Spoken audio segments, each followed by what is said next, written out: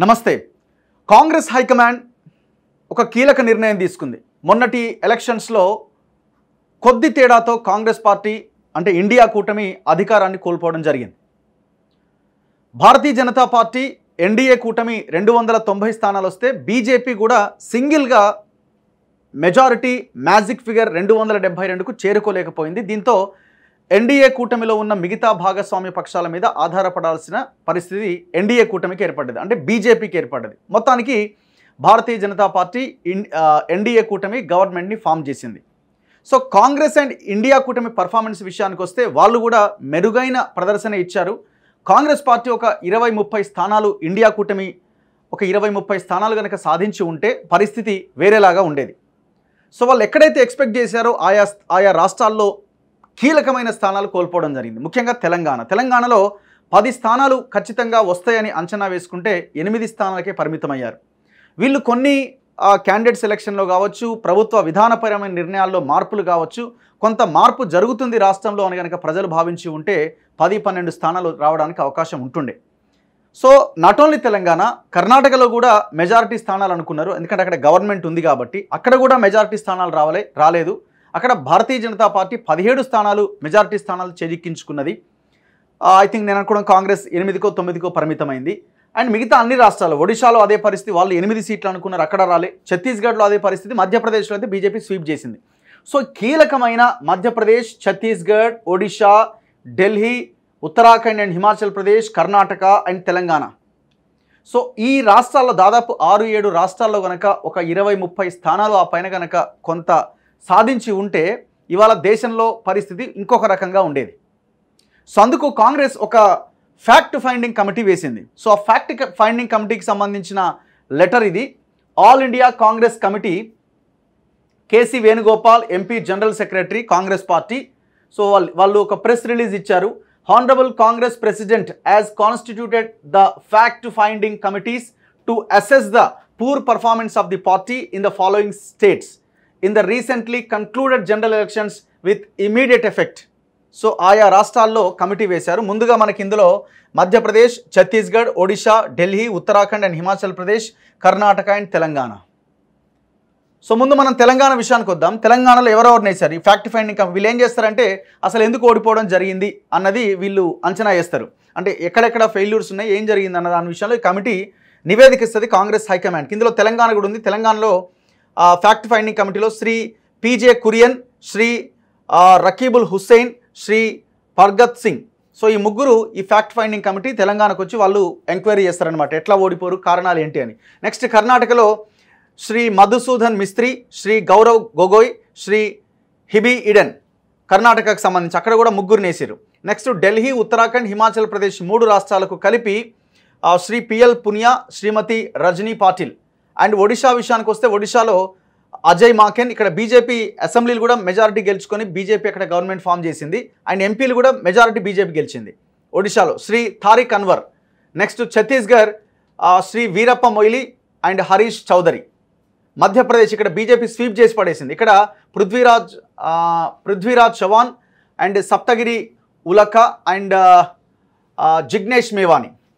So total ఈ fact ఫైండింగ్లో ఆయా రాష్ట్రాలకు సంబంధించిన లీడర్లు మనకు కనబడతా ఉన్నారు. సో ఇక్కడ మనం గమనించాల్సింది ఏంటంటే, మనం ఫస్ట్ అసలు ఏ రాష్ట్రాల్లో ఎంత వచ్చింది. ఇప్పుడు మనం ఫర్ ఎగ్జాంపుల్ కర్ణాటక చూసుకుంటే కర్ణాటకలో 28 స్థానాలు ఉంటే 28లో ఇక్కడ బీజేపీ 17 స్థానాలు గెలిచింది. బీజేపీ 17 గెలిచింది, కాంగ్రెస్ 9కి పరిమితమైంది, జేడీఎస్ 2. ఇక్కడ కాంగ్రెస్ అధికారంలో ఉంది, ఇక్కడ ఫెయిల్యూర్ కాంగ్రెస్ టోటల్గా. కారణాలు ఏంటి అన్న దాంట్లో ఇప్పుడు ఆ ఫ్యాక్ట్ ఫైండింగ్ కమిటీ కారణాలు తెలుస్తుంది అనమాట. నెక్స్ట్ వీళ్ళు ఎక్స్పెక్ట్ చేసిన నియోజకవర్గాల్లో ప్రధానంగా ఛత్తీస్గఢ్, సారీ ఇది కాదు, స్టేట్ ఛత్తీస్గఢ్ కాదు, ఛత్తీస్గఢ్లో మొత్తం 11 స్థానాలు ఉంటే 10 బీజేపీ గెలిచింది, కాంగ్రెస్ 1కే పరిమితమైంది. సో ఇక్కడ యాక్చువల్లీ ఇక్కడ కూడా మంచి హోప్ ఉంది. ఎందుకంటే సరే మొన్నటి అసెంబ్లీ ఎలక్షన్స్లో ఇక్కడ బీజేపీ కాంగ్రెస్ అధికారాన్ని కోల్పోయినా, ఇక్కడ కాంగ్రెస్ ఖచ్చితంగా గెలుస్తుంది అనుకున్నారు అసెంబ్లీలో. కాంగ్రెస్ అధికారం కోల్పోయినా బీజేపీ అసెంబ్లీ ఎలక్షన్స్లో పవర్లోకి వచ్చిన, ఎంపీ ఎలక్షన్స్కి వచ్చేసరికి మళ్ళీ ఈక్వేషన్ మారిపోద్ది, కాంగ్రెస్కి మెజారిటీ స్థానాలు వస్తాయి అనుకున్నారు. కానీ ఇక్కడ లోకల్ అక్కడ అధికారంలో ఉన్న బీజేపీ 10 స్థానాలు కొట్టేసింది, స్వీప్ చేసింది. సో ఇక్కడ కూడా వీళ్ళు ఎక్స్పెక్ట్ చేసిన సీట్లు రాలే. మినిమం 5-6 స్థానాలు పక్కా వస్తాయి అనుకున్నారు, అక్కడ కూడా రాని పరిస్థితి. నెక్స్ట్ ఇంకా చూస్తే మీరు సారీ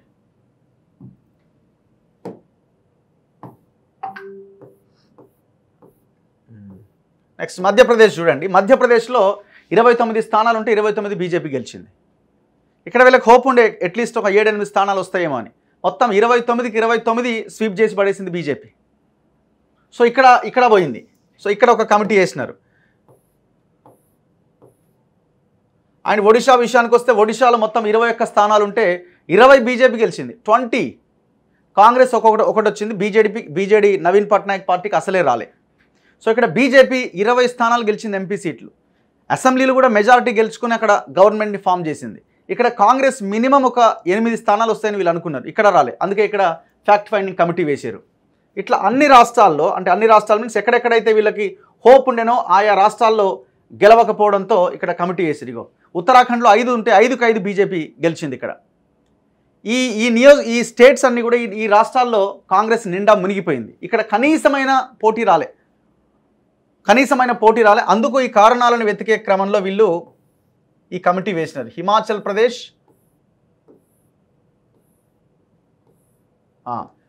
ప్రదేశ్లో 4 ఉంటే 4 బీజేపీ గెలిచింది. ఇక్కడ కాంగ్రెస్ ఖాతా తెరవలే. నెక్స్ట్ ఇక మన తెలంగాణ విషయానికి వద్దాం. లాస్ట్ ఇది ఎక్కువసేపు డిస్కస్ చేయాలి. సో తెలంగాణ విషయానికి వస్తే తెలంగాణలో మొత్తం 17 లోక్సభ ఉంటే 17లో 8 బీజేపీ గెలిచింది, 8 కాంగ్రెస్ గెలిచింది, ఎంఐఎం 1 గెలిచింది, బీఆర్ఎస్ 0 గెలిచింది. 0 ఒకటి కూడా గెలవలే. సో ఇక్కడ కాంగ్రెస్ 8 స్థానాలు కాదు, వీళ్ళు 10-12 కూడా లెక్కలేసుకున్నారు. ముఖ్యంగా మహబూబ్ నగర్ లాంటి స్థానాల్లో పక్కా గెలుస్తామనుకున్నారు, అక్కడ కూడా అవకాశం లేకుండా పోయింది. మల్కాజ్గిరి అవకాశం లేకుండా పోయింది. ఇంకా వీళ్ళు గెలుస్తామనుకున్న మెదక్ అవకాశం లేకుండా పోయింది. మల్కాజ్గిరి అంటే వాళ్ళ ముందు నుంచి హోప్ లేదు. మెదక్ అక్కడ ఓడిపోయినారు. సో ఇట్లా గెలిచే స్థానాల్లో కూడా ఇంకొక పర్ఫెక్ట్గా వీళ్ళు ప్లాన్ చేసుకుంటే వీళ్ళు కనుక ప్రజలకి మేము మంచి చేస్తున్నామని ఒక చేంజ్ని ఇస్తున్నామన్న ఒక ఆలోచన ప్రజల్లో కనుక కలిగించి ఉంటే ఈ 8 మినిమం 10 ఉండేవి కనీసం. ఇక్కడ 2 లేదా 4 స్థానాలు ఇక్కడ కాంగ్రెస్ కోల్పోయింది.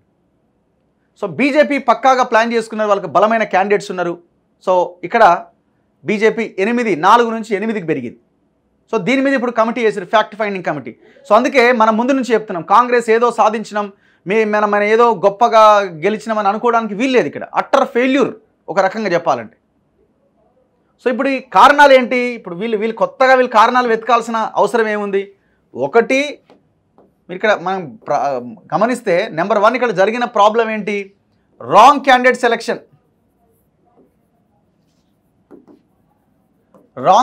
Selection. For example Malkajgiri, for example ఇక్కడ చేవెళ్ళ, ఇట్లా క్యాండిడేట్ సెలెక్షన్ చూసుకుంటే రాంగ్ క్యాండిడేట్ సెలెక్షన్. ఒక దగ్గర పెట్టాల్సిన వాళ్ళని తీసుకుపోయి ఇంకో దగ్గర పెట్టడం. అండ్ ఇంకొకటి కాంగ్రెస్లో హార్డ్ కోర్ కాంగ్రెస్ ముందు నుంచి పనిచేసిన వాళ్ళకి టికెట్లు ఇవ్వకుండా ఆ స్థానాల్లో వేరే వాళ్ళని తెచ్చిపెట్టినారు, అవుటర్స్ని. రంజిత్ రెడ్డిని అట్లే తెచ్చి ఇంకా చాలామంది ఉన్నారు ఇంకా మనం కౌంట్ చేస్తే. సో ఇది కూడా కాంగ్రెస్కి పెద్ద ఫెయిల్యూర్గా మారింది. మూడోది అన్నింటికంటే ముఖ్యంగా గవర్నమెంట్ వచ్చిన తర్వాత 5 నెలలకు జరిగిన ఈ ఎలక్షన్స్లో ఈ 5 నెలల కాలంలో వీళ్ళు రైతులకు సంబంధించిన రైతు బంధు కానీ రైతు రుణమాఫీ కానీ వీటి మీద కొంత కదలిక తెచ్చి ఉంటే ఇప్పుడు రైతు బంధులో ఫెయిల్ అయ్యారన్న అపవాదుని వీళ్ళు గట్టిగా మూట కట్టుకున్నారు. గతంలో కేసీఆర్ కూడా ఇన్ని నెలల కాలంలోనే రైతు బంధు వేసినా ఇప్పుడు గవర్నమెంట్ వచ్చిన తర్వాత వీళ్ళు ఇమీడియట్గా వేస్తారేమో అనుకున్నారు. అదొక డ్రాబ్యాక్. అండ్ రుణమాఫీ మీద పెద్దగా చర్చ తీసుకురాకపోవడం, ఆలోపు దాన్ని మిగతా ప్రతిపక్ష పార్టీలు రుణమాఫీ వేయలేదని ప్రజల్లోకి రైతుల్లోకి తీసుకెళ్లడం, చివరికి ముఖ్యమంత్రి నేను ప్రమాణం చేస్తున్న ఆ దేవుడి మీద ఈ దేవుడి మీద అని ప్రమాణం చేసి ఆగస్టు 15 డెడ్ లైన్ పెట్టడం, ఇవన్నీ జరిగినాయి. సో ఈ 2 అంశాలు ముందుగా మీరు డిసైడ్ చేసి ఉంటే కొంత ఈక్వేషన్ చేంజ్ ఉండేది, అట్లీస్ట్ కొంత కదలిక తెచ్చి ఉంటే. సో ఇట్లా ఈ రాంగ్ డెసిషన్స్ వల్ల కాంగ్రెస్ ఘోరంగా దెబ్బతిన్నది. అన్నింటికంటే ముఖ్యంగా రాంగ్ క్యాండిడేట్ సెలెక్షన్ అన్నది కాంగ్రెస్ని నిండా ముంచేసింది. మీరు ఇక్కడ చూడండి, బీజేపీ క్యాండిడేట్స్ విషయానికి వస్తే అందరూ మంచి హై ప్రొఫైల్ ఉన్న లీడర్లని వాళ్ళు ఎంపీలుగా నిలబెట్టారు. మహబూబ్ నగర్ తీసుకున్న, మల్కాజ్గిరి తీసుకున్న, కరీంనగర్ తీసుకున్న, నిజామాబాద్ తీసుకున్న, అండ్ చేవెళ్ళ తీసుకున్న, మెదక్ తీసుకున్న, ఏ నియోజకవర్గంలో చూడండి బలమైన ఒక హై ప్రొఫైల్ ఉన్న లీడర్స్, స్ట్రాంగ్ లీడర్స్ మనకు కనిపిస్తారు. వీళ్ళు ఆ పార్టీ ఈ పార్టీ నుంచి తెచ్చి ఆడియడ ఇచ్చి మళ్ళీ ఒక దగ్గర ఇవ్వాల్సిన టికెట్ తీసుకుపోయి ఇంకో దగ్గర ఇచ్చి ఇట్లా పార్టీ ఇదైపోయింది. దీనికి కాంగ్రెస్ ఇప్పుడు ఏం చేస్తున్నారంటే వీళ్ళు ఇగో ఈ ఫ్యాక్ట్ ఫైండింగ్ కమిటీ వేసారు. మన దగ్గర ఒక ముగ్గురిని వేసారు, కురియన్, రకీబుల్ హుస్సేన్ అండ్ పర్గత్ సింగ్ అట.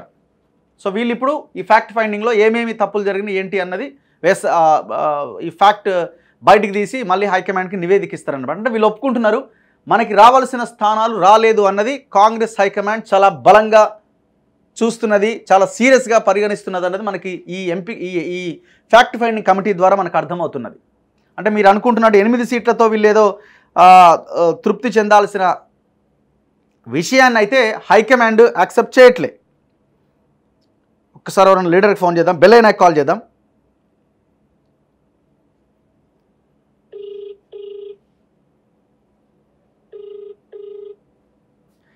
యా బెల్లయ్య గారు నమస్తే. నమస్కారం అండి. నమస్తే లైవ్లో ఉన్నారు మీరు, చెప్పండి. ఇప్పుడు ఇది ఫ్యాక్ట్ ఫైండింగ్ కమిటీ వేసినట్టున్నారు నిన్న మీ కాంగ్రెస్ పార్టీ హైకమాండ్. ఒక 6-7 రాష్ట్రాలు, అందులో తెలంగాణ కూడా ఉంది. ఎంపీ ఎలక్షన్స్లో ఎందుకు ఓడిపోయామని బయటకు తీస్తున్నట్టున్నారు. అంటే నా పాయింట్ ఏంటంటే 8 స్థానాలు గెలవడం అన్నది మీ హైకమాండ్ చాలా సీరియస్గా తీసుకుంటున్నట్టున్నది, అంతేనా? అంటే మీరేమో ఇక్కడ స్టేట్లోనేమో కొంత సాటిస్ఫై అన్న దాంట్లో ఉన్నట్టున్నారు, కానీ మీ హైకమాండ్ చాలా సీరియస్గా ఉన్నట్టున్నది.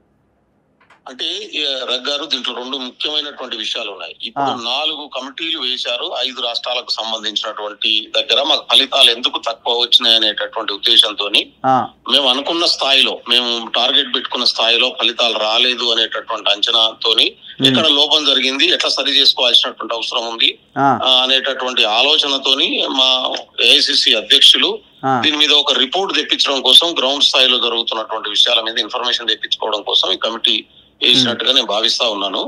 ఇప్పుడు మధ్యప్రదేశ్ లో 29 సీట్లలో మాకు 1 సీట్ కూడా రాలేదు, నష్టపోయినాం. ఒరిస్సాలో 21 సీట్లలో మాకు 1 సీట్ కూడా రానటువంటి పరిస్థితి ఉంది. అదే విధంగా హిమాచల్ అట్లే ఉంది, ఉత్తరాఖండ్ అట్లే ఉంది, ఢిల్లీ 4 సీట్లలో 1 సీట్ కూడా మాకు రాలేదు. ఢిల్లీలో 7 సీట్లలో 1 సీట్ కూడా మాకు రానటువంటి పరిస్థితి ఉంది. కాబట్టి అక్కడ పార్టీ హిమాచల్లో మేము అధికారంలో ఉన్నాం, కర్ణాటకలో మేము అధికారంలో ఉన్నాం, తెలంగాణలో మేము అధికారంలో ఉన్నాం. ఇక్కడ కూడా అనుకున్న స్థాయిలో సీట్లు రాలేదు, 8 వచ్చినాయి. కాబట్టి ఇక్కడ మేము 12-13 వస్తాయనేది మొదటి నుంచి కూడా ముఖ్యమంత్రి గారు కానీ మేము కానీ అందరం విశ్వసిస్తున్నటువంటి పరిస్థితి. కానీ మేము 8 కాడనే ఆగిపోయినటువంటి పరిస్థితి. అనూహ్యంగా బీజేపీ ఇక్కడ పుంజుకున్నది. 8 సీట్లు బీజేపీకి రావడం అనేటటువంటిది కొంత ఆందోళనకరం అనేటటువంటి యాంగిల్ కూడా ఉన్నది. దీంట్లో మొత్తం ప్రజాస్వామ్యవాదులు కూడా కొంత ఆందోళన చెందుతున్నటువంటి పరిస్థితి ఉంది. అందులో మా లోపాలు ఏమున్నాయి, ఇంకా ఏం చేయడంలో మేము ఫెయిల్ అయినాం, ఇంకా ఏం చేసుకోవాల్సినటువంటి అవసరం ఉంది. ఎందుకంటే ఫర్దర్ లోకల్ బాడీ ఎలక్షన్స్ ఉన్నాయి, రేపు పార్టీని బలోపేతం చేసుకోవాల్సినటువంటి అవసరం ఉంది. కాబట్టి ఒకప్పుడు కాంగ్రెస్ అధిష్టానం కొంత లేట్ గా చేసినా ఈసారి అయితే కాంగ్రెస్ అధిష్టానం మా హైకమాండ్ చాలా సీరియస్ గా ఈ రివ్యూ పెట్టుకున్నట్టుగా అనిపిస్తా ఉన్నది. ఖచ్చితంగా మేము అంతర్గతంగా రివ్యూ అంటే మీ అంచనా ప్రకారంగా ఎక్కడ ఫెయిల్యూర్ అని మీరు అనుకుంటున్నారు? నేను అంటున్నా రాంగ్ క్యాండిడేట్ సెలెక్షన్ ఒకటి కనిపిస్తున్నది, అండ్ కొంతమంది కాంగ్రెస్ కొంతమంది ఎఫెక్టివ్గా పనిచేసిన వాళ్ళని పక్కన పెట్టడం కనిపిస్తున్నది. కొంత గవర్నమెంట్ వచ్చిన 5 నెలల లోపే కొంత వ్యతిరేకత, అది మీ ప్రత్యర్థులు చేసిన ప్రచారాన్ని ప్రజలు నమ్మడం కావచ్చు, అదర్వైజ్ అండ్ రైతు బంధు ఈ విషయంలో కొంత మీరు వ్యతిరేకత మూటగట్టుకున్న మాట కూడా వాస్తవం. ఇవన్నీ అంశాలు కూడా నేను అంచనా వేస్తున్నా.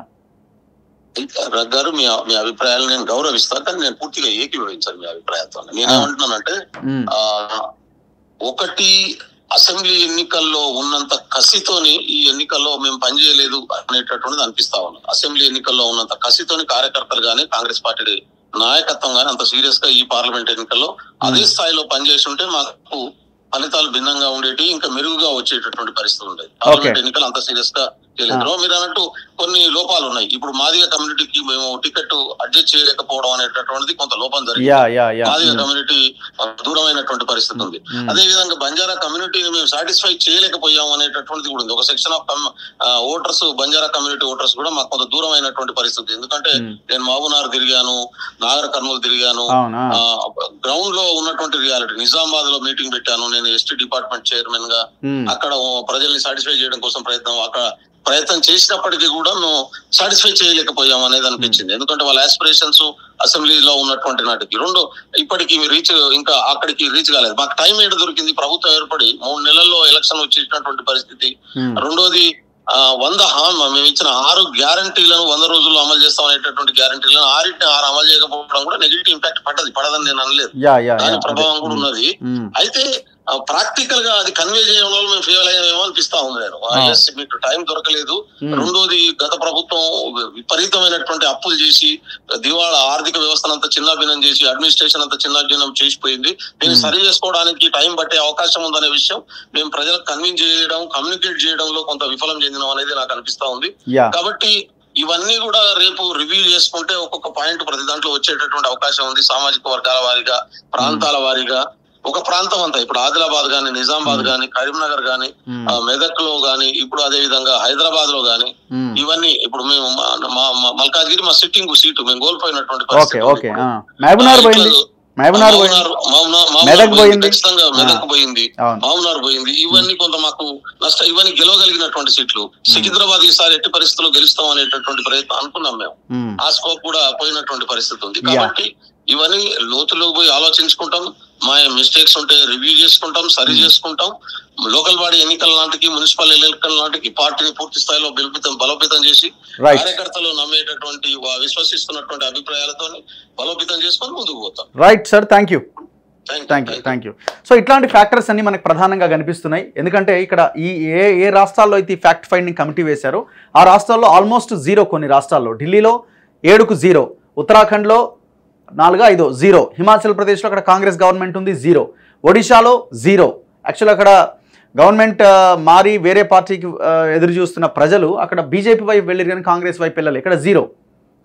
అండ్ మధ్యప్రదేశ్లో 29కి 29లో ఒక్క సీటు గెలవలే 0. కర్ణాటకలో కాంగ్రెస్ గవర్నమెంట్ ఉంది, ఇక్కడ కేవలం 9. తెలంగాణలో మొన్ననే 5 నెలల కింద గవర్నమెంట్ ఫామ్ అయింది, ఇక్కడ ఆల్మోస్ట్ 8 సీట్స్ కోల్పోయింది. అంటే 9 స్థానాలు కోల్పోయింది, 8 గెలిచింది. సో దీనికి వీళ్ళు కాంగ్రెస్ హైకమాండ్ చాలా సీరియస్గా ఏ రాష్ట్రాల్లో అయితే నష్టం జరిగిందో ఆ రాష్ట్రాల్లో ఒక ఫ్యాక్ట్ ఫైండింగ్ కమిటీ వేసింది ఆ పార్టీకి సంబంధించిన సీనియర్ లీడర్లతోని. చూద్దాం వాళ్ళు ఏం తేలుస్తారు ఏంటి అన్నది. జనరల్గా ఈ అంశాలని పరిగణలోకి తీసుకొని భవిష్యత్తులో ఏం చేస్తారు ఆ పార్టీ, ఇదంతా కూడా వాళ్ళ పార్టీకి సంబంధించిన అంతర్గత వ్యవహారం, వాళ్ళ పార్టీకి సంబంధించి. చూద్దాం రాబోయే రోజుల్లో ఎట్లా ఉంటుందన్నది. చూస్తూనే ఉండండి మన తొలి వెలుగు.